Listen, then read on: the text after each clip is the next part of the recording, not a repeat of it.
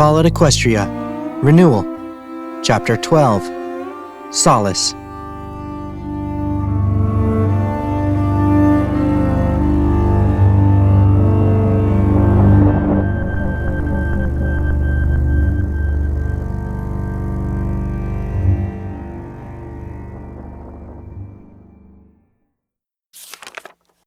June 27th, 1075.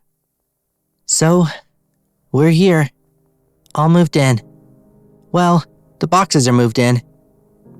The moving company didn't hang around to help unpack, so Mom and I are spending the day putting things close to where they had been in the old house. Easier said than done. I'm not sure I would call this place a house.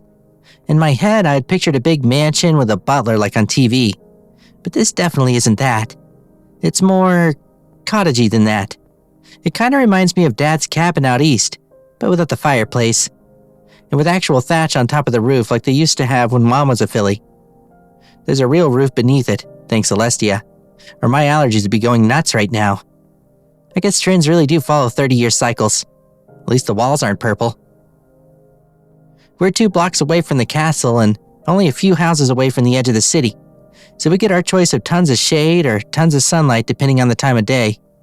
I haven't had a chance to check out the view yet, but from what I could see on the way up the mountain, it's gorgeous. The farms are so small up here, like postage stamps all lined up. Mom's not so excited about how high up we are. She hates heights with a passion, even though there are Pegasi monitoring the edge in case someone falls. Apparently that's been happening a lot more often. Mom wants me to wrap it up. We're going to meet the neighbors for tea. Seriously, tea. And then afterward she wants to show her office at the Ministry of Peace. Okay, she's giving me the look. Gotta go. The steel tanks looked in many ways like a dead giant's hooves sticking out of the ground. A quartet of stout cylinders once used to store thousands of gallons of coolant now stood empty, waiting to be made useful again. Beyond those tanks lay a sweeping sea of mirrors and a fence that pinned the solar plant.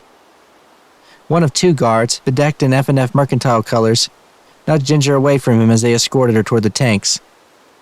She'd begun to lurch again and gasped at the gentle shove, staggering between them as she recovered. Neither of the stallions said anything. If she'd chosen to pay closer attention to them, she would have seen they were making a concerted effort not to acknowledge her. She was a ghost to them. It took a force of will just to straighten her gait. Bearing her shame was much more difficult. Ginger had only been halfway through her rat-away treatment when Trotter ambushed her, and she wasn't quite sure if the coppery taste on her tongue was the leftovers of Roach's radiation or her own blood.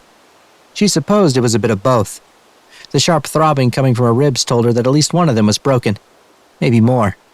And thanks to Trotter's hormone-fueled tantrum, her forelegs were a mess of bruises that forced her to favor her left step. She tried not to let it drag her too close to her guard a second time. Her odds of surviving had dropped precipitously ever since she met the Pegasus from Stable 10. Aurora was a nice enough mare. A little naive, she thought, when it came to the reality of life in the wasteland, but not the sort to freeze up and cower like some ponies would. Aurora had a spark of something that Ginger couldn't quite put her hoof on. Roach had seen it too, and no doubt it was why he'd chosen to follow her, but Ginger wasn't sure what that it was.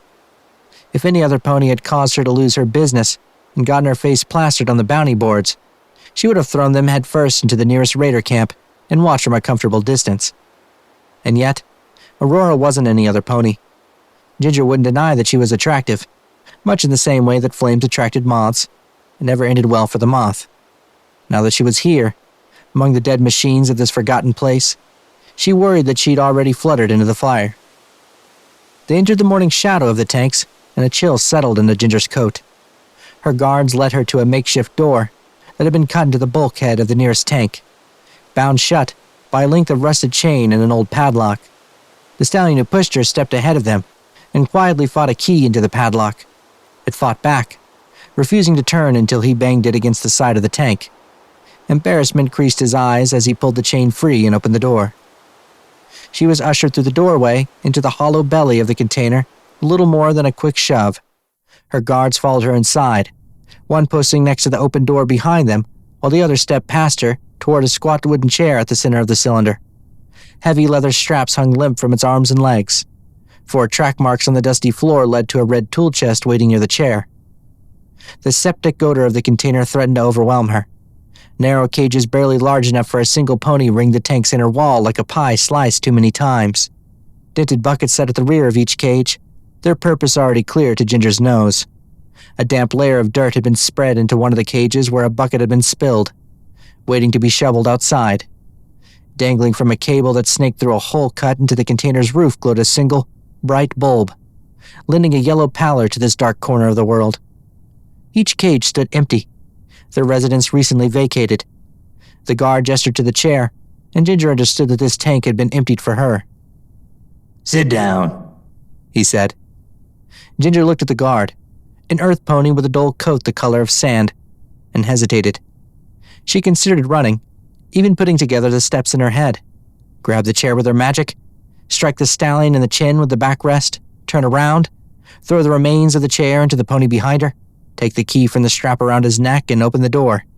Use her magic to deform the door behind her, trapping them inside long enough to facilitate an escape. There was only one problem.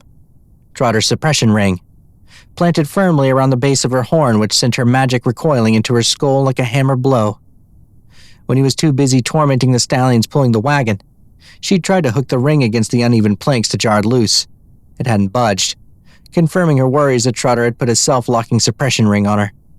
Hundreds of tiny, backwards-facing steel teeth lined the ring's inner band. Getting one on was simple work. Pull it the other way, and the teeth would bite deep into the living bone. She weighed the odds of fighting the other stallions with her bare hooves, and quickly discarded the idea. They were going to put her in that chair one way or another. If an opportunity to escape was going to present itself, it would be more than likely to appear if she wasn't seen as a threat. The chair creaked as she sat down, suddenly conscious of the exposed mark on her left hip. She swept her tail around it, while the guard secured her limbs to the old wood. The dusty stallion worked efficiently with his teeth. Ginger always found herself surprised by how earth ponies made do with what little they'd been given. He jerked each belt tight enough to hurt a little, earning a wince each time. Then he stood up and took her horn in the crook of his foreleg, and gave the underside of the ring a hard tap with his other hoof. Satisfied it was secure, he let her go. The tool cabinet squeaked on old casters as the stallion pushed it near her chair. The second guard looked on expressionlessly. From the cabinet came a bag of clear liquid with an IV port dangling from the bottom, and the unmistakably chunky syringe of a stim pack. Ginger watched with growing suspicion as the earth pony assembled the IV line. She narrowed her eyes at the bag of solution. "What's in that?" The guard glanced at her before tearing open a yellowed bag containing a needle assembly. "Something to hydrate you. Water, mostly. I don't know what else." She creased the corner of her lip with mistrust, but it wasn't as if she had a choice at this point. She doubted it was poison. If Autumn Song wanted her to die from an injection, she wouldn't have wasted the resources setting this up.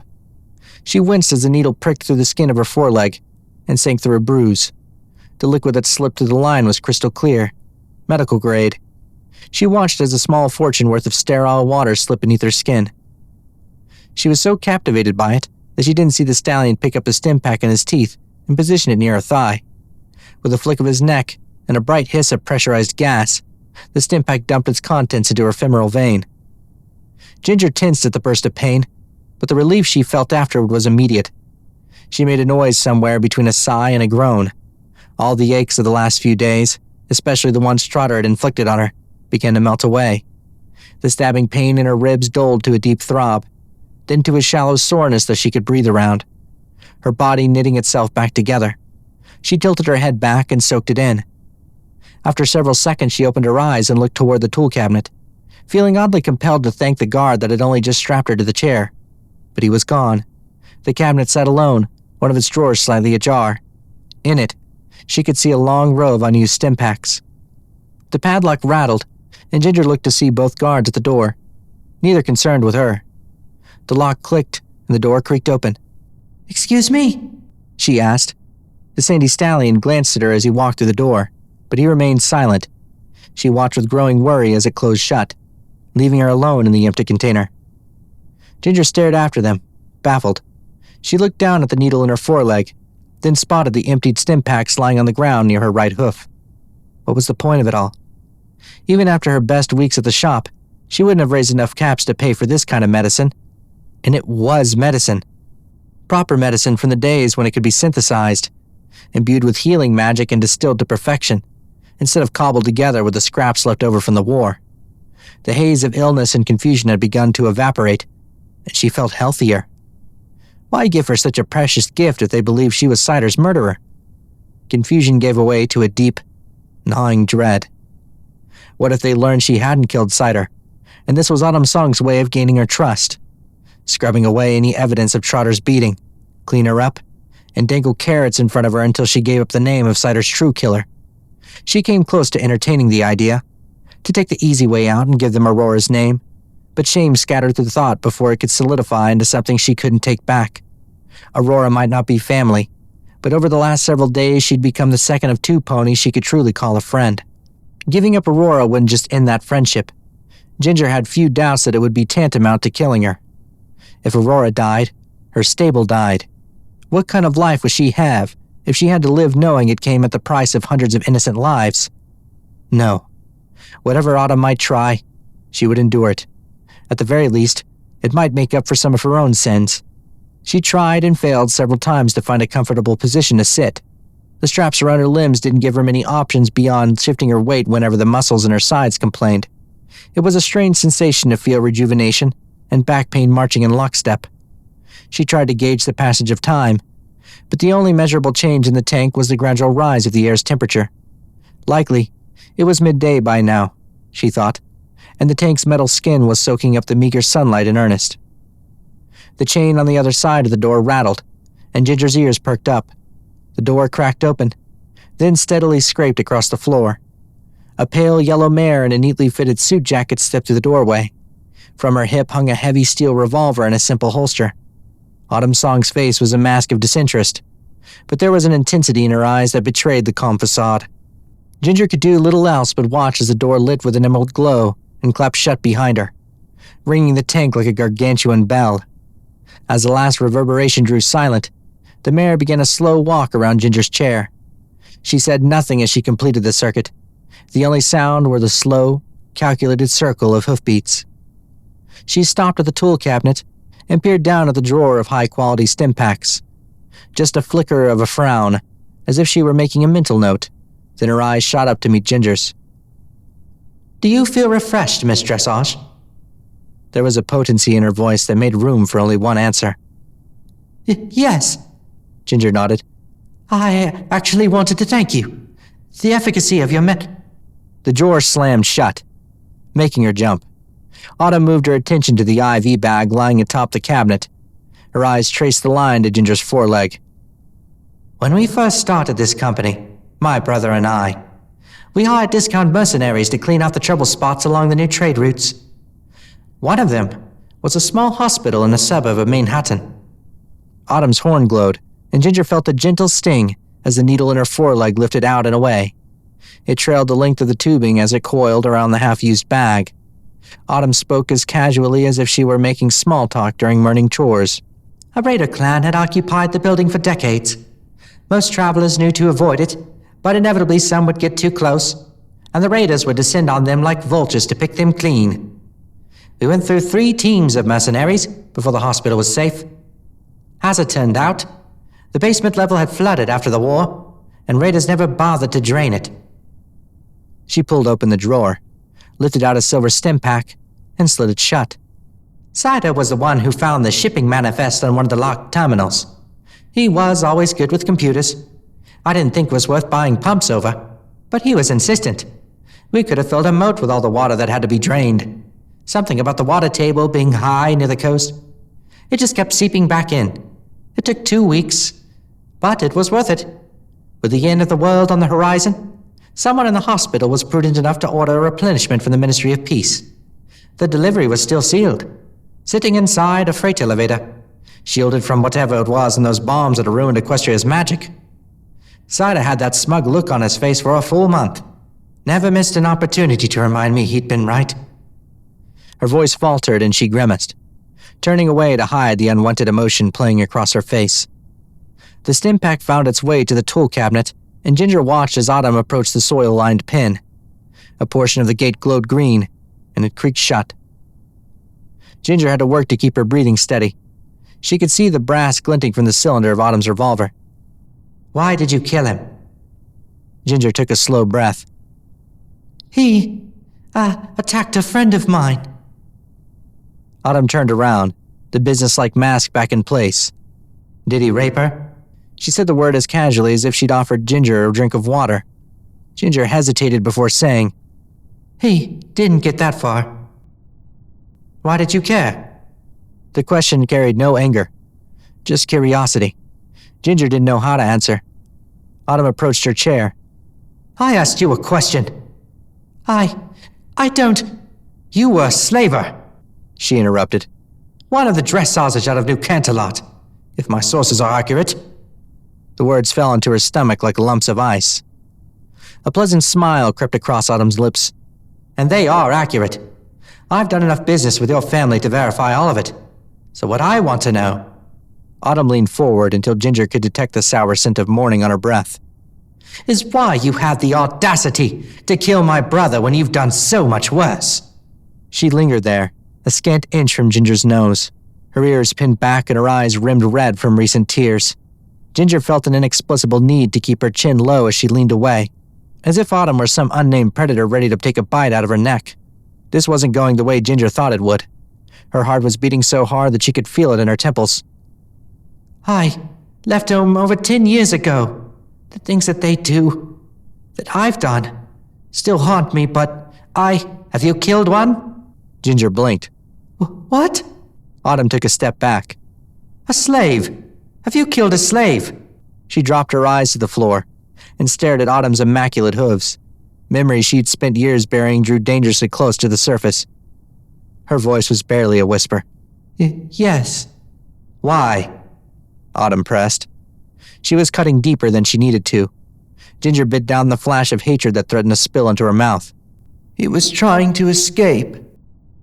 Ah, Autumn said. Why, I wonder? It was another question. He had nothing left to lose. From what I remember of your family, stallions always have something to lose. He was already gelded, she said miserably. Ah, that's right, Autumn chided. Your father started that trend, didn't he? It's amazing how quickly it caught on. One snip, and the fight goes right out of them. The ones I've seen come through here seem almost happy to obey. Ginger said nothing. Her teeth chattered as she fought down the dark memories of adulthood. Did you know Sida sent a report to me on the day he died? Her smile pressed into a hard line, her jaws working to keep it from turning into something more violent. Ginger nodded. He had told Aurora as much in the midst of his attack, that he'd blacklisted her. Autumn lowered her head so Ginger had no chance to meet her eyes. It wasn't long, but something stuck out that I didn't appreciate reading. He said that you threatened to geld him. He also said that you came dangerously close to making good on that threat. Ginger broke eye contact and stared into her lap. Old habits die hard, don't they? Autumn shook her head and exhaled through her nose. My brother was no saint. He used to be better, but he was never a good pony. He was a violent drunk who had a reputation for sticking his dick where it wasn't wanted. But this... She gestured to the ring of sleigh pins surrounding them. Sida didn't approve of this. For all his crimes, he drew a line in the sand when it came to working with the slavers. Something about ponies like you turned even his stomach. Ginger looked at the pins. Then, why do you have them? Autumn offered a mild shrug. F&F Mercantile has a standing offer to slavers that need to dump excess stock. The cost of a pony's bill of sale is applied to the indenture, which they pay back as an employee of my company.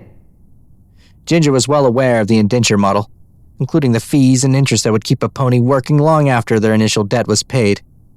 Depending on the terms of indenture, it was slavery just spelled with different letters. How noble! The mask shattered. Autumn's horn flared to life, and something shattered against Ginger's temple. This from a man who drowned my brother in a latrine! Ginger blinked hard, and opened her eyes wide to push through the disorientation. The room had turned on its side, and something warm was dribbling under her eye and across the bridge of her muzzle. A crumpled stim pack spun deliriously on the steel floor, its cherry-tinted medicine tainted with something darker. The room took on a sudden emerald hue, and turned right side up. The feet of the chair banged against the steel floor, hard enough for it to echo for several long seconds. You should be thanking me, Autumn said, her voice shaking with anger. Ginger looked up to see the mare's revolver out of its holster and hovering in front of its owner.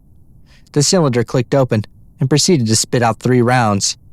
Autumn gave it a hard spin and slapped it back into the frame. I'm going to give you a chance that you didn't give Cider. Ginger's eyes widened as the revolver swiveled towards her. Open your mouth. No. Autumn was out of patience. Ginger managed a half scream of protest as her magic wrapped around her teeth and yanked her jaw open. The revolver dove through the gap like a rodent retreating into a dark corner. The taste of metal, spent gunpowder, or something worse stained her tongue. Ginger lashed out with her magic, but the ring drove it back into her skull like a dull knife. Autumn pulled the trigger. The hammer slammed forward. The silence was deafening. Ginger began shaking. She couldn't stop. She was distantly aware that she was crying. Tears streaked around the corners of her muzzle, but the sobs, wherever they had gone, didn't come. She hadn't been ready to die. Oh, goddesses, she hadn't been ready. Autumn made a disgusted noise and holstered the pistol. I wouldn't get too excited. That was your last chance at an easy death. Ginger didn't understand. She looked at Autumn's hip where the revolver hung once again. The next shot primed to kill, but clearly no longer intended for her. The pale mare approached the tool cabinet and plucked a fresh stim pack from the lower drawer. Instead of clubbing her over the head with it like before, she swung the needle deep into the center of the chain and collar that branded Ginger's hip. The actuator fired, and the cool sensation of Cider's once-in-a-lifetime discovery flooded into her bloodstream once again. But Ginger was too distracted by the baleful twist of Autumn's face to savor the effects of the pre-war medicine. Autumn's smile returned, but her eyes were as hard as iron. Cider and I decided to keep these as a safety net in case the business went south. An investment in the future, as Mom used to say. I think you're going to need them more than we did. Shock and confusion conspired to keep Ginger's lips shut. She watched as Autumn discarded the IV equipment onto the floor and set one stim pack after another atop the red cabinet. 12 in total. 12 syringes, each one worth a fortune, each one containing spells that no unicorn had been able to cast after the bomb shredded the delicate fabric of equestrian magic. Here's how this is going to work. I have enough Kims here to keep you alive for a very, very long time. During that time, you are going to hurt in ways you can't imagine. I'm going to keep hurting you until you tell me to stop. Then you get a bullet, and this all goes away. Autumn lit her horn. Do you understand the rules? Ginger shook her head frantically. Don't, she thought. Please don't. She felt a gentle pressure slithering through the skin of her left hind leg. A gasp escaped her throat, and she looked down in time to see the last motes of emerald light sinking beneath the muscle. Autumn watched Ginger tense up as her magic probed, searching for and eventually solidifying around the dense bone below her knee. I'll take that as a yes. Autumn narrowed her eyes. Let's begin. Her leg deformed and she screamed as bone crackled like firewood. The bowl of mirrors was astonishing. Aurora wheeled above the power plant in wide arcs, careful not to descend low enough where she might be seen. Most of the ponies she'd met so far rarely even looked up past the horizon, but her luck had been awful as of late. She stayed high enough that she could blot out a good half of the plant with her outstretched wing. The ponies patrolling the outer fence appeared as small as the milling scraps she sometimes tracked into her compartment before bed. She was safe, for now. She lifted her chin to let the wind pull a clump of grease and dirt-caked mane from her eye. Another perk of finally getting the knack of flying. She couldn't smell herself. When was the last time she had showered? At least a couple days before she left the stable. Maybe longer. She blinked as the plant began to drift away on her left. She chastised herself and banked until she was on the approach again. It was so easy to get distracted. A requirement of her apprenticeship in mechanical was the completion of a stack of books on practical application. Just like the books she read during her schooling, there was a heavy emphasis on equestrian history. In order to move forward, we must understand where we came from. Overmare Delphi's mantra was like scripture in Stable 10. Much like it had been, when it came from all the previous ponies to carry that mantle. The intention was to keep the population in a constant state of readiness, should the order come down to open the door. In reality, it turned every pony into an unwitting trivia buff. Practical application only worked when you had something to apply it to. Aurora recognized the Jetstream solar plant from one of the power management books Sledge required before a pony could step anywhere near the stable's generator. The picture of the plant had been yellowed and faded, resembling something closer to a sunflower. Up here, solar collectors drifted under her like a shimmering oasis of silver. She surprised herself by remembering the basic concepts behind how the plant worked. During the day, the mirrors would track the arc of the sun and focus sunlight on the pillars standing in the center of the facility. Water would be pumped into the tower, where concentrated sunlight would flash it to a boil, and the resulting steam would be fed into a turbine. Once electricity was happily coursing through the grid, the steam would be pushed to the cooling stations where it would condense back into water, be pumped into holding tanks, and eventually directed back into the system. No magic talismans, no coal, no oil, just sunlight. Aurora glanced up at the smothering cloud layer above and frowned. She considered settling down outside one of the 4 gates and trying to sweet-talk her way in, but the last time she tried that, she'd landed herself in the care of some unhappy Still Rangers. There was also the very real possibility that the ponies working for F&F Mercantile might have a shoot-first, ask-questions-later policy in place, and working her way into the facility from the outer fence would give them the best chance at putting that policy to good practice. She eyed the clusters of tanks and outbuildings that surrounded the plant's central tower. If Ginger was being held anywhere, it was somewhere down there. Tipping her center of gravity forward, she began to descend. The silver sea began to dissolve into distinctly individual mirrors. They cartwheeled beneath her as she bled off excess speed, sweeping the circumference of the array as she drew level with the top of the central spire. She braced herself as she saw several ponies below break into a run toward their stations, while others stopped to stare. She buried the growing urge to fly away, forcing herself to make another lap over the mirrors in hopes that someone below would send word that the Pegasus flying overhead was unarmed. From what she could see, most of the ponies below were unarmed as well. Only the ones manning the gates carried weapons, and thus far none of them were trying to use her for target practice. She didn't know why, but she'd expected a small army. Rather than press her luck with a third lap, she skimmed against the breeze and banked toward the facility's center, mirrors blurred by the hundreds beneath her hooves, while the tower rose up to meet her. She took a steadying breath and swept her wings forward, slowing her approach. A few ponies in blue and white painted armor had begun to gather near a squat structure encompassing the base of the tower. With little other option, she threaded the gap beneath a gantry clustered with old pipes, and banked toward what was either going to be a welcoming party or a firing line. "Get in, get Ginger, get out," she reminded herself. As she touched down on the dusty concrete, she hastily added, "And don't piss off the earth pony with the weird guns." A group of 4 ponies waited for her outside the unremarkable door of an unremarkable concrete building. The apparent leader of the posse, a charcoal earth stallion, wore a pair of machine guns mounted to a strange contraption that wrapped the barrel of his chest. 2 links of a rigid conduit fed out from the tops of either rifle and linked below his chin. Atop that linkage rested a bite trigger. The stallion regarded her with polite mistrust. "Good afternoon, ma'am." His tone was completely at odds with the menacing weapons leveled, intentionally or not, at her chest. To her surprise, he noticed her concern and subtly pivoted a few degrees so they aimed more or less past her left shoulder. If working as shift leader for a stable taught her anything, it was how to recognize an opportunity to ingratiate herself with another department's staff. She tried to match the politely neutral tone in the stallion's voice, while ignoring the silent scrutiny of the 3 ponies behind him. "Good afternoon," she parroted back. "I need to speak with Autumn Song. It's urgent." A frown crept down the stallion's lips. Something on the other side of the complex caught his eye for the barest second. "Miss Song isn't available at the moment. If I'm being honest, I don't think she was expecting you for another 2 months." Aurora blinked. That was unexpected. How did Autumn even know she... Oh, shit, she thought. Oh, shit. His frown deepened as she tensed up.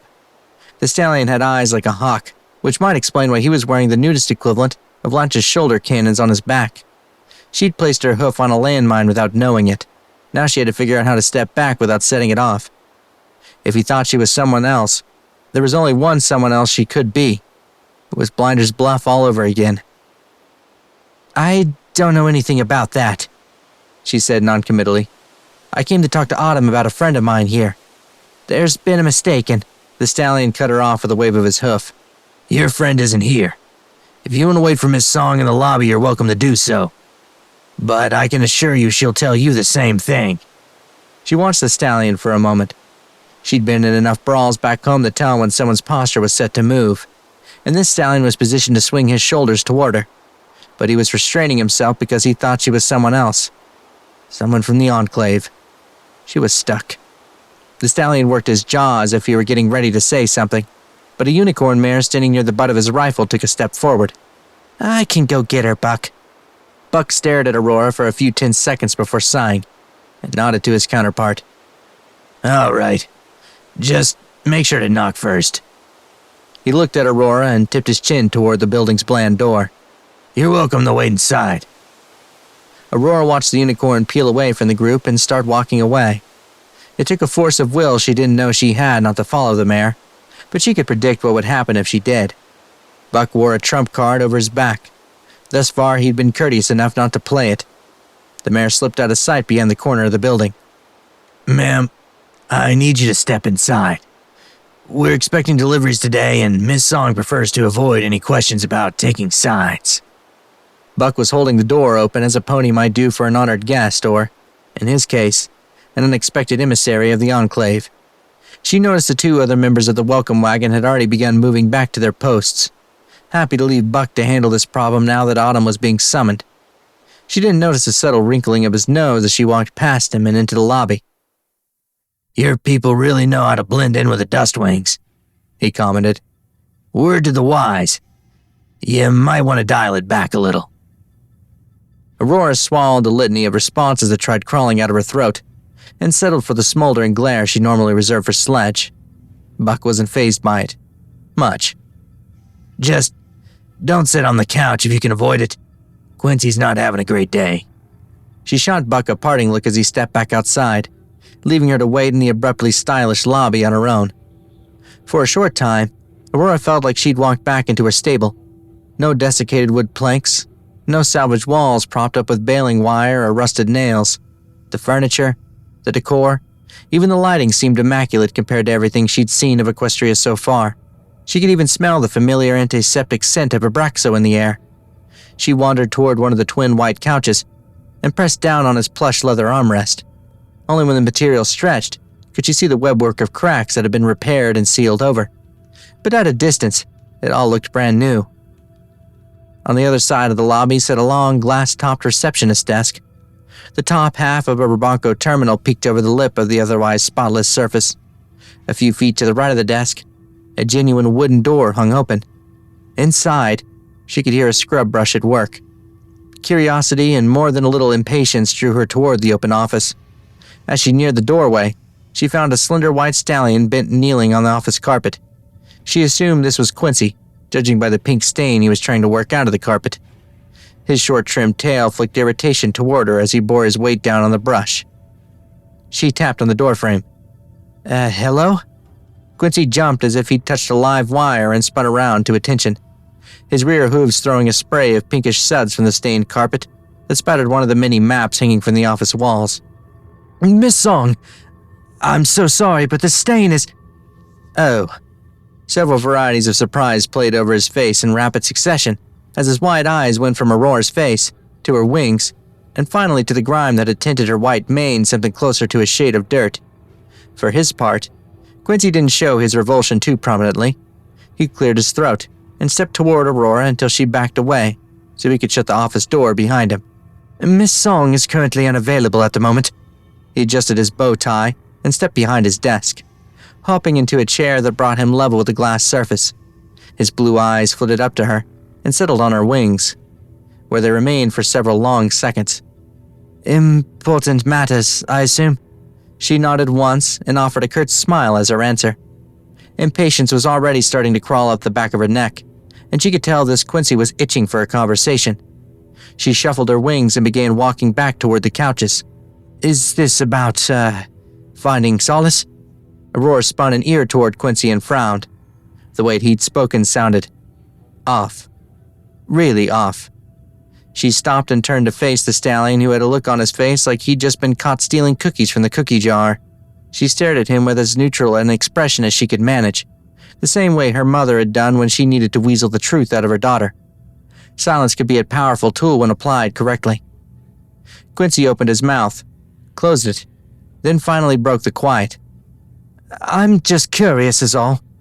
The last few Pegasi to visit us kept talking about finding solace. I don't mean any offense, but it sounded uncharacteristically noble. I was hoping you could tell me what they meant by it. Aurora couldn't help but agree with the receptionist/janitor. Given the second-hand account she'd gotten of the Enclave, it sounded more than a little strange that they were looking for some sort of inner peace. Proof, at least, that you couldn't judge a book by its cover. Sounds like you should have asked them instead of me. I'm just here to find a friend. Quincy's eyebrows fell. A friend? Yeah. She noticed the unsettled change in his body language and could tell he was starting to clam up. He knew something. She narrowed her eyes as she approached Quincy's desk. She would have been brought here today. A little shorter than me. Coffee coat with a reddish-orange mane. Goes by the name Ginger. Oh. Suddenly he was very interested in something on his terminal screen. I don't recall meeting her. She didn't have an appointment, Aurora said. Her hooves clacked against the top of the desk, scuffing the glass. Her tone darkened as she leaned into his personal space. She had a bounty? Quincy stared up at her, suddenly afraid. Her. I'm not sure I'm supposed to... Something about the air changed. A gentle pressure against her chest pulled her back from the desk until her hooves touched back down to the floor, then was gone. Confused, Aurora shot the earth pony an accusing look, but saw the relief in his eyes as he stared over her shoulder. She turned around to see a tall yellow mare standing at the front of the lobby.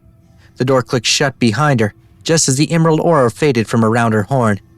She smiled primly as she spoke past Aurora, but she couldn't hide the concern in her eyes. Quincy? Is everything all right? He did a poor job of lying. Yes, ma'am. Everything is fine. Her smile stretched a little too long. She was breathing just a little too hard. She looked like she ran all the way here. She probably had. That's wonderful to hear. She turned her attention to Aurora. You'll have to forgive me if we've met before, but I don't think I know your name, Miss Pinfeathers, she said. This was her, she thought, Cider's vengeful sister, standing here in the flesh. Autumn approached her and extended her hoof. Autumn's song, but I assume you already know that. She looked at the mare's hoof for several dubious seconds before wrapping the tip of her wing around it. She forced a smile as Autumn shook it. Autumn's eyes widened a little. That's a strong wing, Miss Pinfeathers. Small talk. Aurora hated small talk, but Autumn had the wide eyes of someone who is trying hard to make a good first impression. She could see the assumption on Autumn's face plain as day. Enclave. More of the damned Enclave. It runs in the family, she said.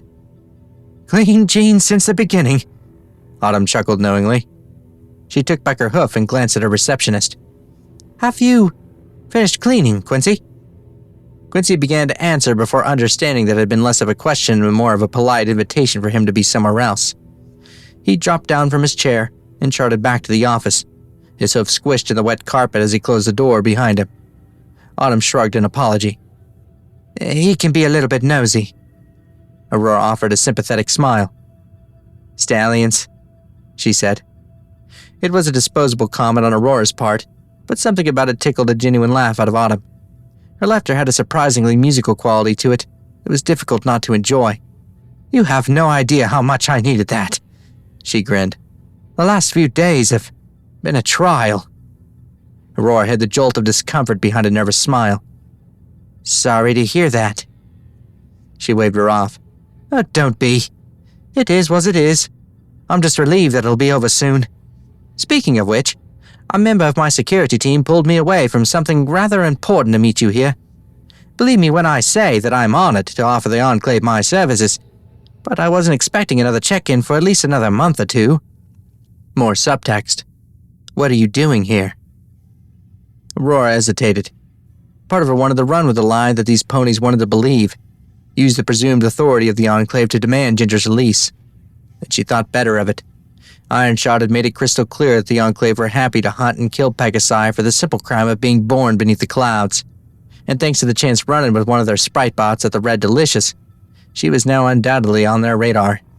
She was already in a hole. Best to stop digging before she couldn't get out. I'm here because you've detained a friend of mine. I want her back. To her surprise, she saw the briefest flicker of fear in Autumn's eyes. Oh, the unicorn said, her voice suddenly guarded. Well, I'm not sure detained is accurate. Something wasn't right. She'd imagined this conversation 100 different ways on the flight in, but this wasn't what she'd expected. Ginger's bounty was public knowledge. She'd expected Autumn to at least defend the decision, instead of slinking away from it like a filly caught stealing sweets. Aurora decided to push the advantage while she still had it. Kidnapped would be a better word for it. I don't really care about the terminology. I need to see her. Now. Autumn nodded. Not out of acknowledgement as much as she was clearly stalling for time as the gears in her head spun at double speed. She bit her lower lip for a few moments before returning to the present. It's hard down here, she finally said. On the ground, I mean. You have to understand that. Aurora tried not to look as bewildered as she suddenly felt. She gestured to the door outside with a wing. I understand, she lied. I still need to see her.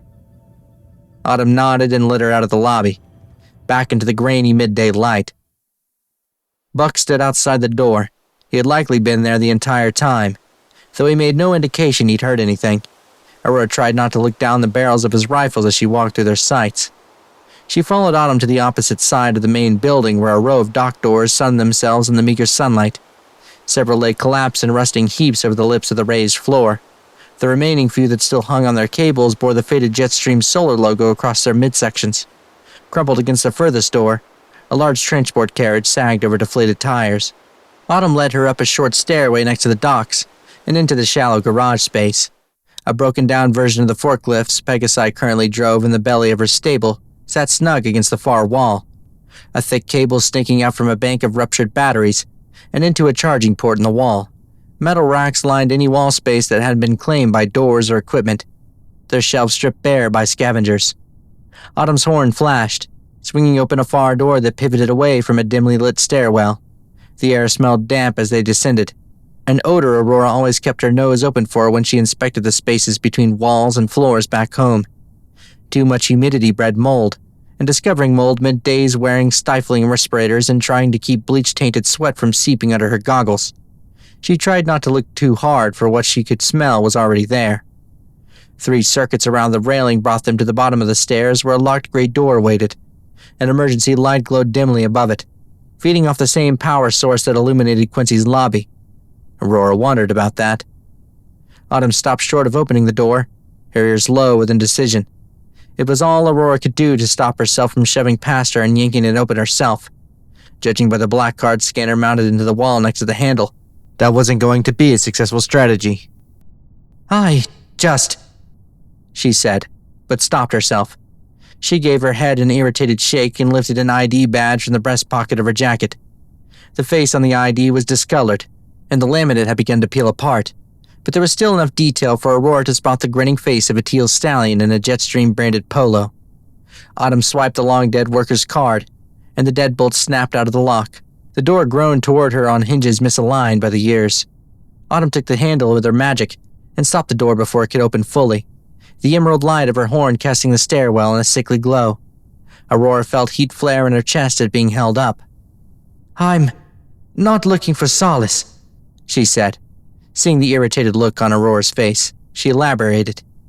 I promise you I'm not. I wouldn't know what to do with it if I found it. I only wanted...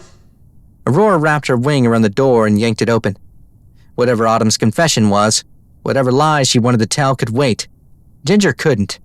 The unicorn yielded the door as she shoved past and into the dimly lit room. It had once been the plant's electrical maintenance space. Emergency lights studded the crown of the walls, giving the room a hazy yellow glow. black rubberized mats lined every foot of a space that measured larger than Quincy's lobby.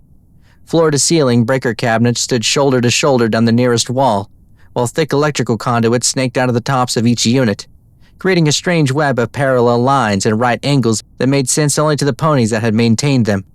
A wire mesh security cage stood in the far corner of the room that enveloped a trio of dark server towers. Locked inside the cage with the servers lay a sullen green Pegasus mare.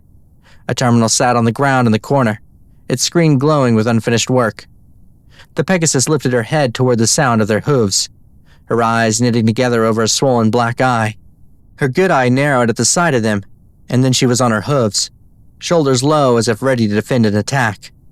Aurora stopped a few steps beyond the door, dismay playing over her face at the sight of the caged pony.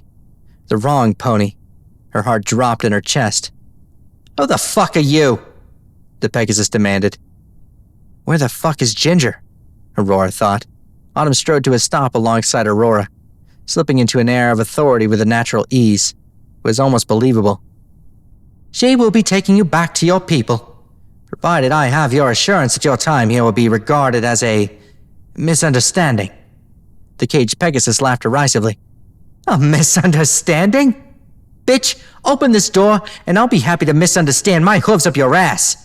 You should count yourself lucky that I haven't kicked these computers into scrap metal while you were gone. Autumn's smile grew brittle. I wouldn't advise that.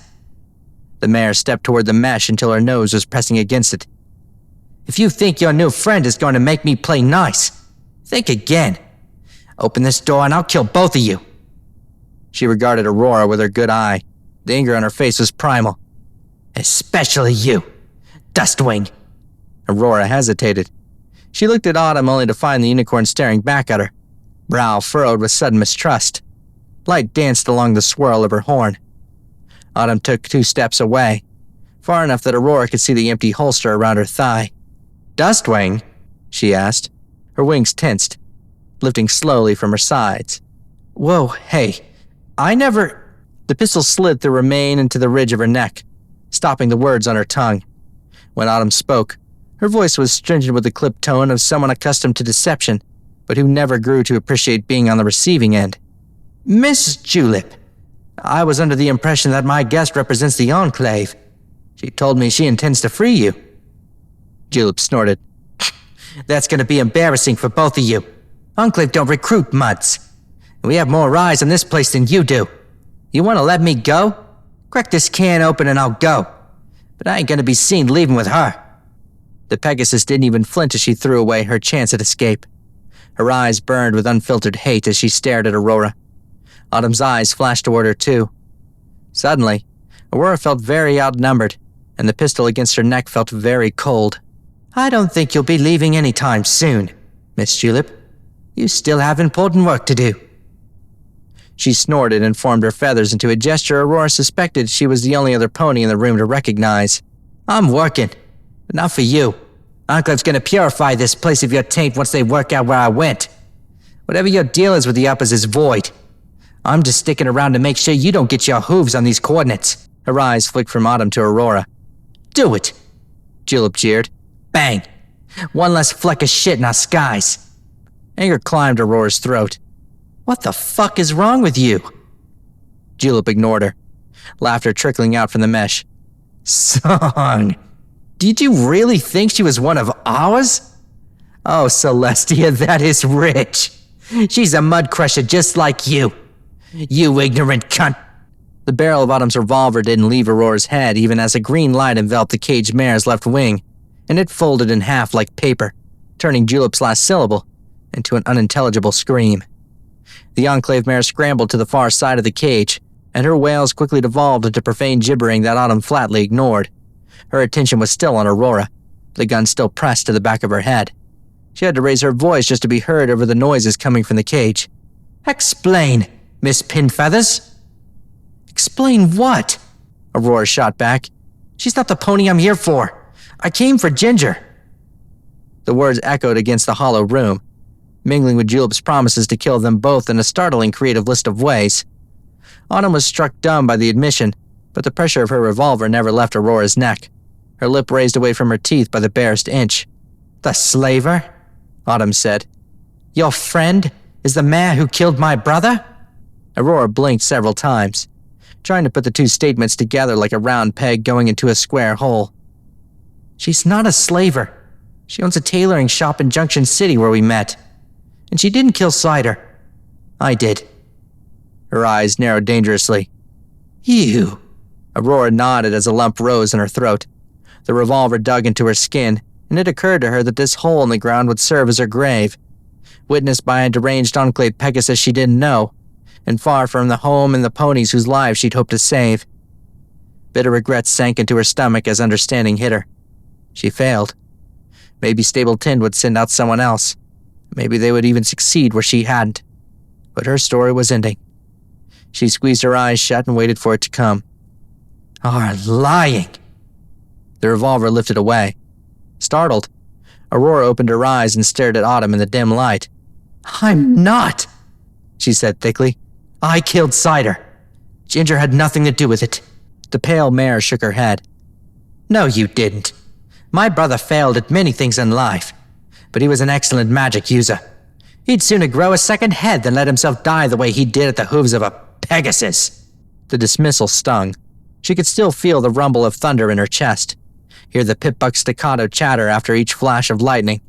Her throat ached with the memory of the crushing pressure of his magic around her neck, the bricks pressing against her back as Cider's magic held her there, his attention guiding his hoof down her belly, and turning himself into a problem she had no choice but to fix.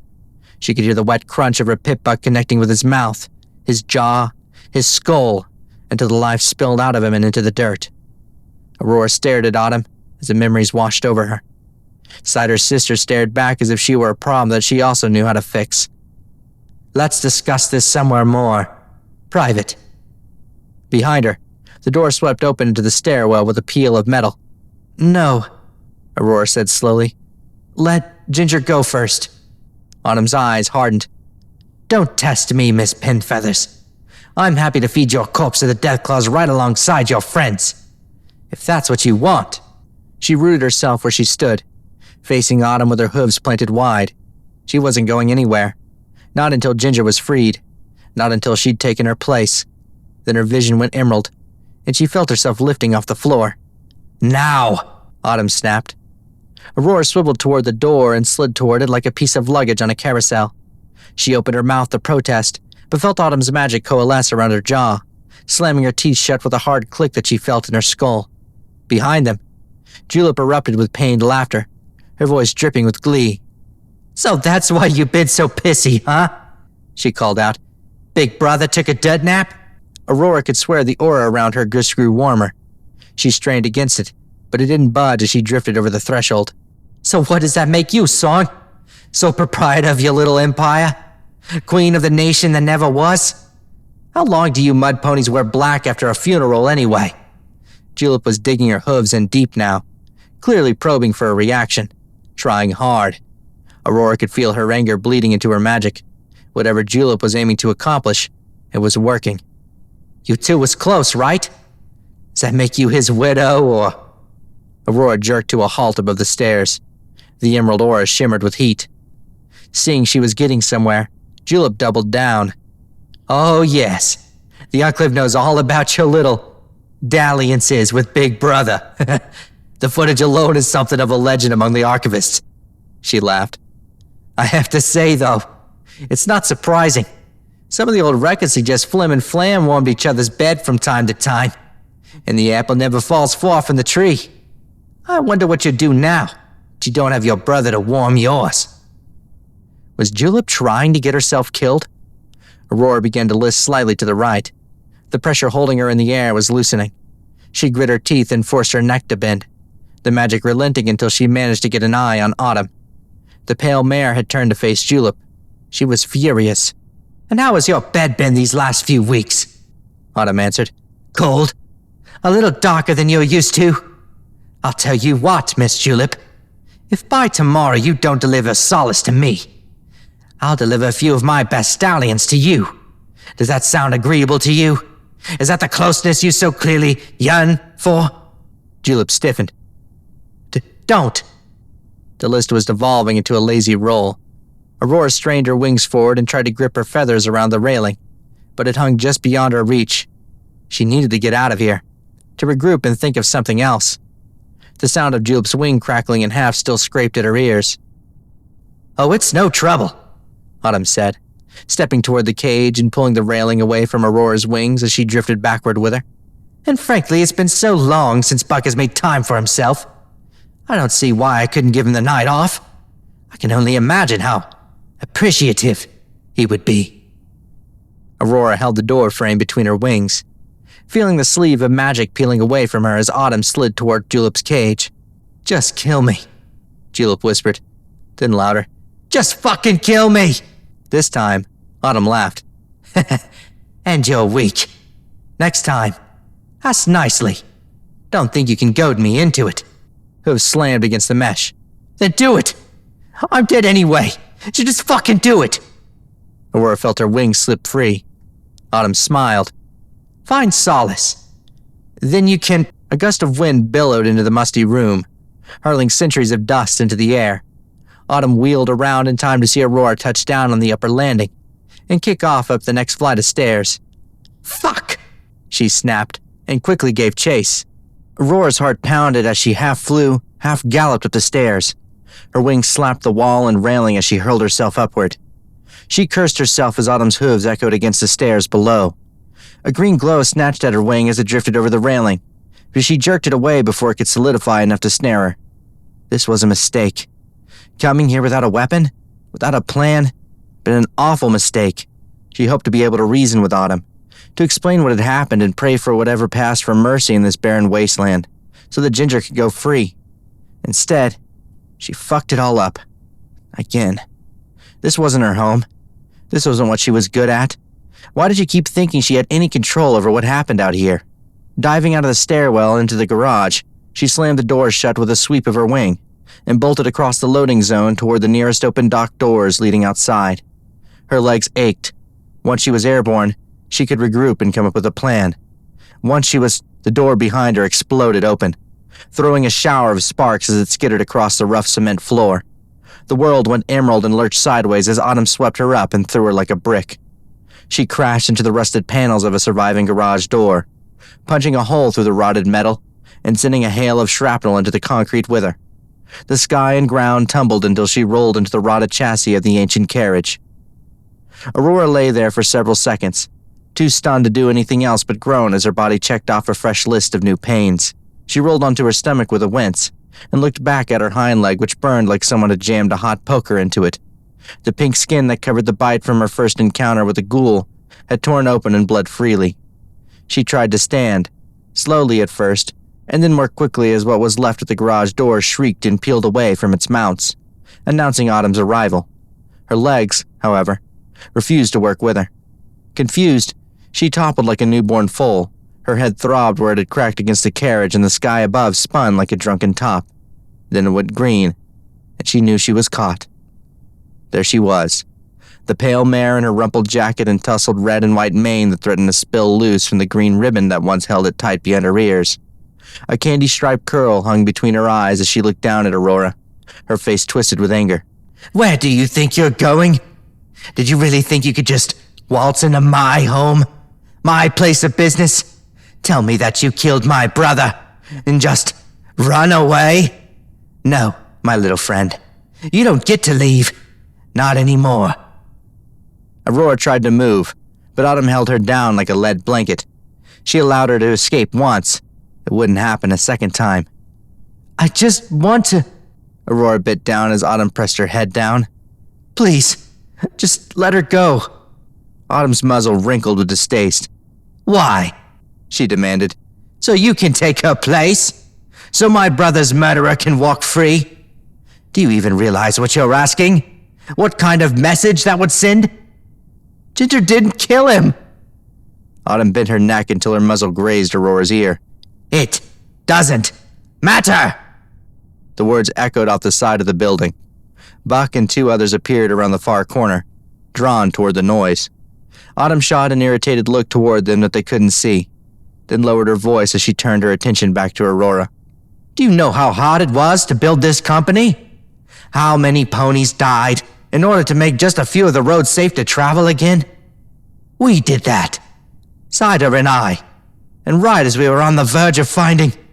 Right when we were in a position to make the world safe again. Your noble little friend killed him. Or maybe it was you.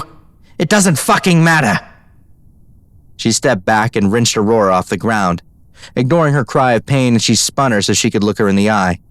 What matters is that Ginger dressage needs to be made an example of, so that nobody gets the idea to come down here and fuck with my work.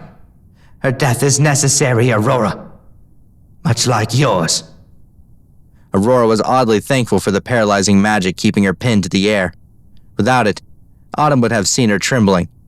You don't have to do this. Autumn smiled pitifully. I disagree.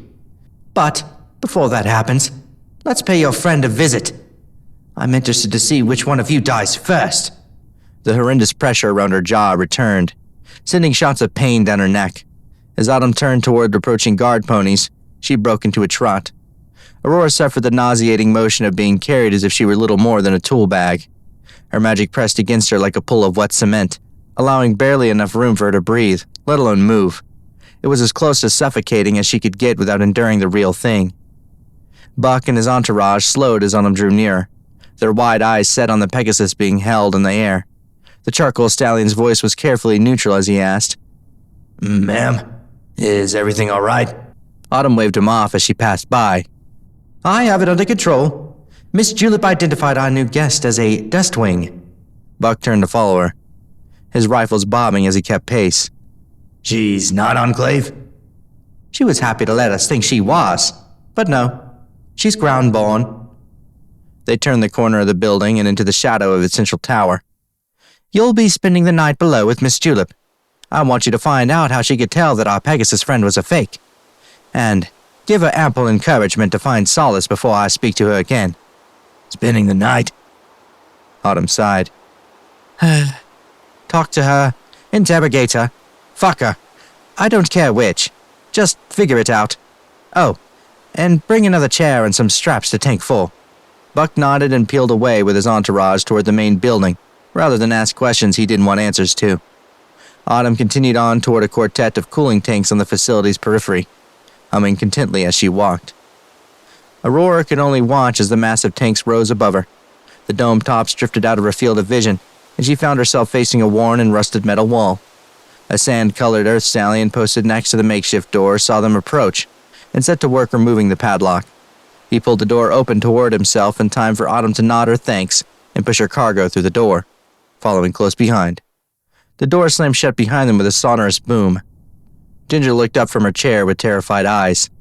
They widened with dawning horror as she recognized the mare clutched in Autumn's magic. Aurora, she croaked.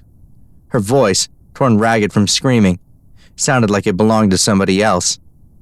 No. Why are you here? You shouldn't be here. The old padlock and chain rattled on the other side of the door. Autumn flung Aurora onto the ground and stared impassively as the Pegasus scrambled across the rust and spatters of drying blood to the unicorn she'd come for. Aurora threw her hooves around Ginger's neck, her wings swinging around the chair like a coat of feathers, tightly enough to lift the back legs of the chair off the ground. Beneath the drape of her wings, she could make out the misshapen knots of swollen flesh, the layers of blood caked around her mouth, neck, and down her chest. Fresh injuries mingling with recently healed ones. Beneath her, Ginger shook like a beaten animal. Aurora struggled to keep her voice level. What did she do to you? Her eyes panned across the narrow cages that ringed the outer wall. They stopped at the bright red tool cabinet and the neat line of empty syringes laying atop the lid. She looked down to see at least half as many full stim packs waiting in the bottom drawer. Ginger leaned against her strap to press her head into the crook of Aurora's neck. Please, she said, her voice hitching with a miserable sob. Please, leave. She rested her cheek against Ginger's head. Her mane was a tangled mop of sweat and filth, and the strange ring that clamped around her horn radiated an unnatural warmth. That's not gonna happen, she whispered. I don't want you to see. Ginger lifted her head, allowing the tears to flow freely now. Her eyes rippled like the sea whose color they shared. Aurora grimaced and drew her wings together even tighter. Too late for that.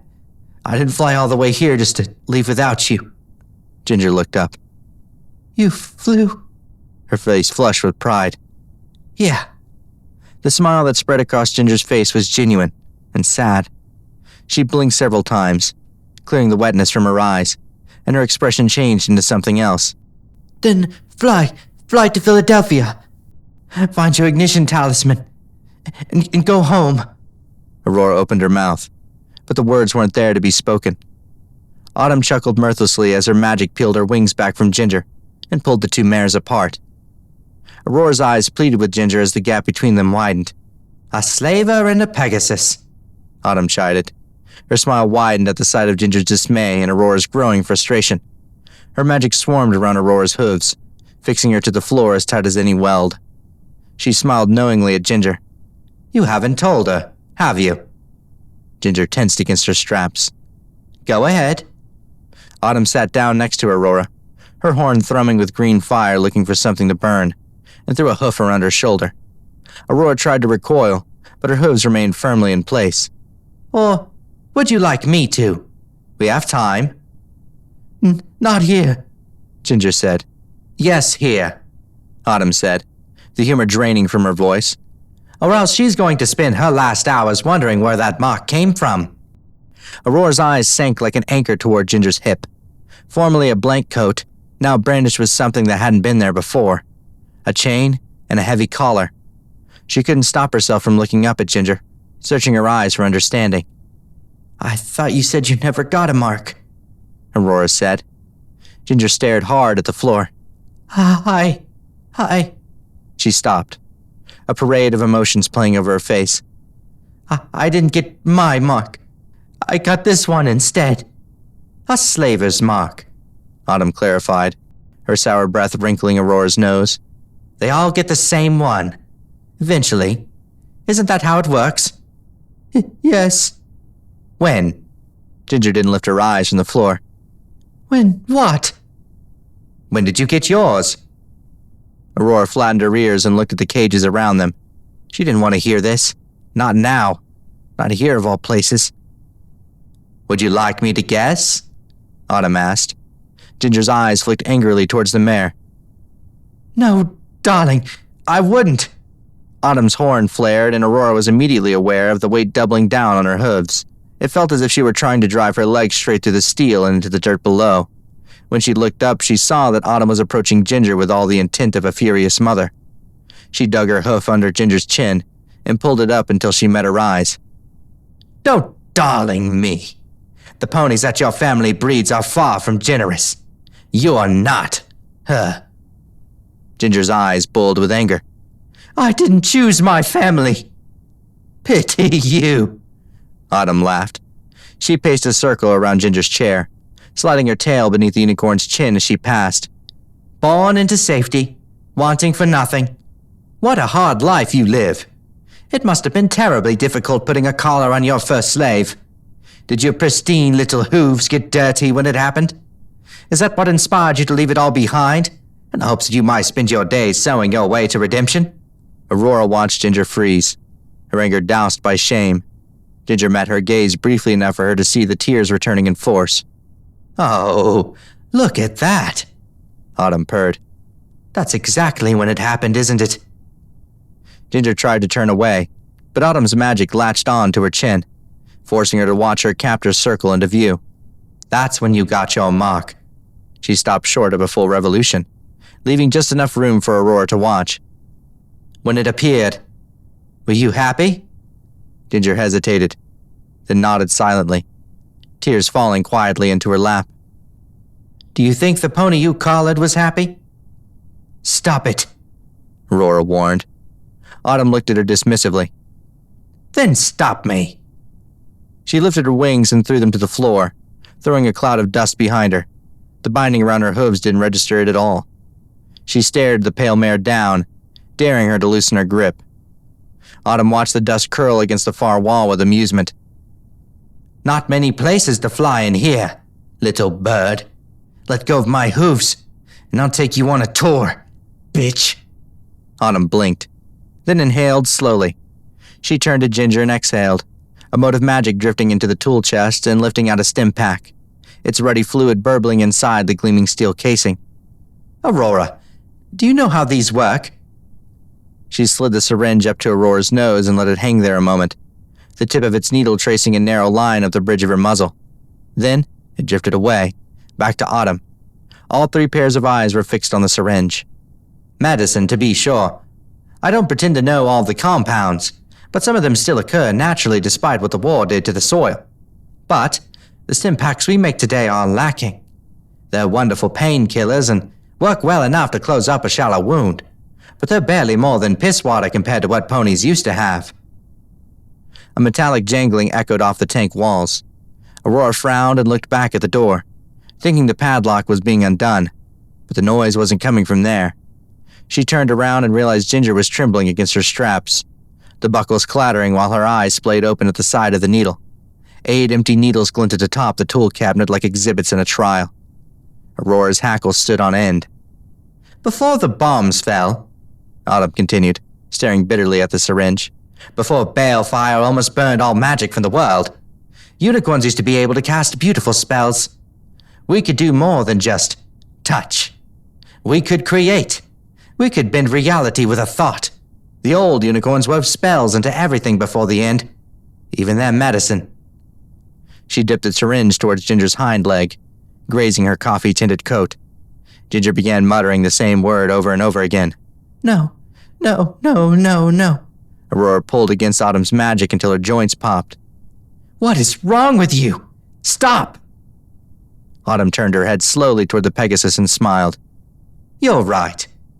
She lifted the syringe and set it onto the cabinet with the empties. Ginger swallowed hard, trying and failing to calm herself. Aurora watched Autumn step away from the chair and stroll toward one of the empty cages over Ginger's right shoulder. The benevolent look on her face was anything but reassuring. She opened the door with a hoof, smiled, and swung it shut with a bang that made both mares jump. It's a shame, she said wistfully. The spells in those serums survived the end of the era that birthed them. Survived 2 centuries at the bottom of a crumbled hospital, under 10 feet of irradiated water. It's a miracle they're still viable, let alone work as well as they do. Using one without a good reason would be unthinkable. Autumn turned the lock on the empty cage and looked across the tank to Aurora, a pleasant smile lifting one of her cheeks as she stepped toward the Pegasus. So, let's give ourselves a reason. The aura around her horn pulsed brighter, and Aurora's eyes caught the green light that bloomed around both of Ginger's forelegs. Ginger was breathing hard as the light didn't quite dim, but sank beneath her skin like water into a dry sponge. It slithered below the muscle and tendon, and coalesced around bones that had been broken and healed on a cruel loop. Ginger was becoming frantic. She threw her weight against the straps, causing the chair to screech across the steel. Aurora screamed for her to stop, but the words bounced off the walls, blurring into a cacophony of gibberish. Hard as Ginger struggled, her forelegs remained perfectly still as if bolted to some invisible wall. Autumn flicked her head. The bones in Ginger's legs cracked like twin gunshots. The bound unicorn lowered her head and screamed. Aurora tried to wrench herself away from the sight of Ginger's suddenly misshapen legs. Skin bulged where it shouldn't. A sob rose in her throat as Ginger shook violently, her body railing against the outrage of being subjected to forces it was never designed to endure. And then, mercifully, she lost consciousness. Her chin thumped against her chest like a puppet without strings.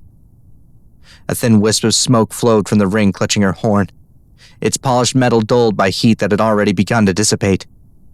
And thus, Autumn happily announced, we have our reason. She wanted her rifle. She wanted to press the muzzle against Autumn's heart and pull the trigger. She wanted to kill her. Her voice shook. How many times? Autumn looked at her, bemused. She crossed between her and Ginger and retrieved the syringe from before. You'll have to be more specific. How many times did you do that to her? Guided by Autumn's magic, the needle sank into Ginger's destroyed foreleg and deployed with a puff of compressed air. You're a big girl, she chided, setting the 9th empty syringe atop the cabinet with the other. Count. She did. Her heart sank. Autumn lifted a 10th syringe from the open drawer and turned back to Ginger's unconscious body. aiming to mend her other leg. Her rear hoof thumped the corner of the cabinet, earning a wince as she stepped away. The empties wobbled. Aurora watched as the ninth syringe, the inspiration for Autumn's segue to torture, tipped and fell. Had the needle not struck the floor first, it would have shattered and made an unremarkable mess. But it didn't. The tip of the needle gouged the steel floor, deformed, and bent like a spring. The syringe spun like a top behind Autumn's hoof before slowing enough to decide on a path to roll. There was only one decision it could make. Years of hoof traffic in and out of the tank had warped the floor like a pouting lip toward the door. Toward Aurora. She stiffened as the bulky syringe rolled toward her and thumped to a stop against her hoof. Autumn sighed irritably and looked over her shoulder to see where the empty had gotten to. Then she looked left, toward Aurora, whose wing was bent backwards in a pitcher's stance. The syringe glinted between her feathers. Her eyes widened with realization. This was a problem Aurora could fix. Using Autumn's bindings for leverage, she whipped her wing forward and released her grip. The stim pack whistled across the gap and exploded against Autumn's muzzle, driving shattered glass and crumpled metal across the length of her face. Her magic vanished. Aurora threw her wings back hard and sailed into the unicorn, driving the air from her lungs as they sailed past Ginger toward the wall. Chain link cages crashed apart as they tumbled through one of the partitions. The two mares slammed hard against the tank's outer hull. It toned like a struck bell. Dazed and scared, Autumn tried to get her bearings as Aurora dragged her to the ground and straddled her waist. She struck her hooves into the unicorn like twin pistons, striking whenever she could land a blow and putting every bit of muscle behind them. They added up quickly, one after the other, with Aurora screaming like something fresh out of Tartarus. Autumn tried to lift her hooves around her head, but they were quickly pinned down by two powerful wings fueled with unrelenting rage. Aurora's hooves collected blood like pennants. A flicker of green light tried to coagulate around the butt of Autumn's pistol, and scattered just as quickly under the brawling Pegasus. All of the pretense, all of the ego came down all at once. Aurora saw the animal panic in Autumn's eyes as her horn pulsed and went dark, unable to focus on her magic, only able to think about surviving. Overwhelmed, Autumn screamed. This time, someone answered. Aurora's head shot around at the sound of yelling outside the door.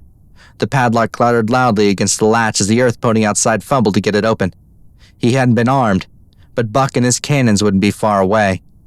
Emerald light gripped her wings. Aurora spun around and stomped her hooves into Autumn's chest hard enough to send her skull rebounding against the steel floor. Her horn doused and she curled around her sternum like a slug dipped in salt. "Stay down," she warned, and crawled over the crumpled fencing to where Ginger was strapped. Something hard banged against the door several times. The padlock. The earth pony was panicking. Good. Aurora dug her feathers into the buckle around Ginger's healing foreleg and yanked at the strap, jerking it loose. Ginger hissed inwardly and opened her eyes. "Stop, please," she moaned. Aurora looked up at her and let out a breath she didn't know she'd been holding. Hold on. I'm getting you out of here. She bent down and bit the buckle around her other foreleg and pulled. Ginger went rigid. "Stop! Stop!" she cried. "Stop, stop, stop!" She didn't listen. Her eyes misted over with frustration as she pulled the strap away. "I can't. Just a few more and then... Aurora, get out!" She recoiled like she'd been slapped. Another voice had joined the frustrated attempt to breach the door. Buck's.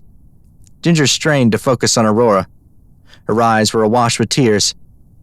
"I can't walk. Aurora, just leave. I can carry you. Not through that door. They'll kill you too." Aurora stamped her hoof. Her voice choked. "Fine. I don't care." She wiped her face against her wing and started on the next strap. Something banged into the door. Then a second time. Hooves. Something was wrong with the lock and they were trying to kick down the door. The tank shuddered from the assault. Her feathers slipped off the buckle, slick from her tears. She spat a curse frantically and worked her feathers back under the loop. "Aurora," Ginger said. "Aurora, listen to me. How many Pegasi live in Stapleton?" She stopped. "How many? How many?" She grit her teeth. 986. Ginger reached out with her damaged foreleg and set her hoof against Aurora's cheek. "And how many are in this chair?" Aurora's vision flooded. her throat pinched shut. Don't. How many? She tried to swallow, but something got in the way. 1, she said. Ginger pressed her lips into a tight smile. Do the math, darling. I'm not worth that much. Aurora looked over her shoulder at the deforming door. Light spilled through the gaps between the frame. You taught me to fly, she pleaded. It was childish and she knew it, but this wasn't an argument she wanted to lose. Ginger's voice shook. I wish I could have been there to see it, Aurora. But you need to leave. She could hear someone calling to the gap for Autumn, asking if she was all right while Buck pounded against the door. Ginger, I'm not. Go! She stumbled backward, the straps and the arguing and hope forgotten. Ginger stared at her, adding, Please. Okay. She scrubbed her face harshly against her feathers. Okay, but I'm coming back. Just don't. Her voice hitched. She grimaced and turned to face the door. Just hold on a little bit longer. I'll come back. It felt like one of the lies a mother told her foals. Maybe after dinner. How about for your birthday? I'll come back. She had every intention on making good on her promise, even though she knew Ginger would be dead long before she made it back to Blinder's Bluff. I didn't mean for this to happen. Boom. The frame buckled. This is all my fault. Boom. A hinge broke its weld. She looked at Ginger one last time. Boom. Please, stay alive. Boom. Metal shrieked. Her wings flicked downward and slung her forward like a rocket toward the falling door. She twisted her feathers inward, pivoting her hind legs forward and planted them squarely against Buck's dark chest. His eyes wide with shock. His cannons belched a single salvo through the roof of the tank, as the bite trigger under his chin shattered beneath her hooves. Shouts rose from the half-dozen ponies gathered around the door as she kicked off, launching herself vertical. She flapped hard, propelling herself up, over, and onto the roof of Tank 4. Gunfire crackled behind her as she scrabbled across the weather-worn dome, chased by an angry swarm of bullets. She was agonizingly aware that Ginger was directly beneath her, still half-tied to her chair, listening to her run away. The gunfire cut off, and Buck's voice barked orders for anyone with a weapon to pursue. Aurora whispered an apology as she kicked off the far side of the tank and lifted into the air. The staccato pop-pop-pop-pop-pop of submachine guns resumed chattering one by one as she rose back into view. A stream of bullets snapped by her ear close enough to scare her into a dive. Streamers of lead traced lines around her as she descended over the sea of mirrors, the wide crescents of silver and glass flashing beneath her like manic strobe lights. She banked hard to the left just as a row of mirrors ahead of her spat a scattered line of powdered glass into the air. She shot over the perimeter fence and pulled into a hard ascent that threatened to bend her wings backwards. She wobbled, nearly losing control. A well-placed round clipped her primary feather in half as she resisted the urge to watch it fall away. As she climbed, the swarm of bullets thinned. Then, she couldn't detect them at all. Far below, the chatter of gunfire became sporadic. One by one, the guns fell silent until there was nothing left to hear but the wind, the mirrors, the tower, and Ginger slipped away behind her, leaving her alone to water a sky that refused to rain. June 28th, 1075. Nobody told me the ministries are all in the same building. I always pictured them lined up on a big promenade, one for each of the elements. But they were all in one huge crystal building buried in Canterlot Mountain. Fluttershy called the front of it a pantheon, but that's just for show. It has these 6 huge pillars, which I guess represent the ministry mares, but it just kind of looked like a rainbow to me. The real ministry is under all that rock and snow. The Ministry of Image is at the very top, and the Ministry of Arcane Sciences is way down at the bottom. Nobody's allowed down there. Not even Mom or Fluttershy. The Ministry of Peace, where Mom works now, is kind of in the middle. Being underground, even when we're really high up, gives me the creeps if I think about it too much. Fluttershy says that it's the safest place in Equestria, but wouldn't say against what. I know zebras are superstitious, but Mom always said that's because their gods live up in the stars. Why would they be afraid to go underground? Mom's office isn't very big, but it's right down the hall from Fluttershy's. I'm really starting to like her. Fluttershy, I mean. She's always so nice. I guess that's why her element is kindness. Mom showed me a map of Equestria, and it's way more detailed than the ones we have at school. Vana looks so small compared to us, and the ocean is so huge. I told her that it looks like it takes more effort to hate each other than it would be just to pretend neither of us were there. She said I wasn't wrong. June 30th, 1075. There's no public school in Canterlot, apparently. Just private ones. Today was my first day, and the ponies there were nice, but I think they were faking it. It's better than the weird stares I got in Ponyville, and way better than dealing with sagebrush. But it feels weird. It's like they're trying too hard. July 2nd, 1075. Rainbow Dash was on TV today. Is it weird that she's the only one of the 6 that still wears her element? I think it's weird. She said that the Ministry of Awesome, weird name, was going to be working with Jetstream Aerospace on developing a new source of electricity that would make coal and oil obsolete. She's going to announce exactly what that is next week, but everyone's already talking about it. Mom is pretty sure they're taking another crack at solar power. She's probably right. JSA has been pushing solar since the start of the war, so it sort of makes sense. Fluttershy is the only ministry mayor besides Rainbow that will openly support it, but the other ministries won't touch anything that doesn't have a strategic military value. I'm still listening to all the theories floating around at school. Miss Heartstrings had us write down our 3 best guesses in my contemporary history class. The best one by far was Perpetual Magic Machine. Miss Heartstrings got nervous about that one, which was a bad idea. Now everyone's thinking about it.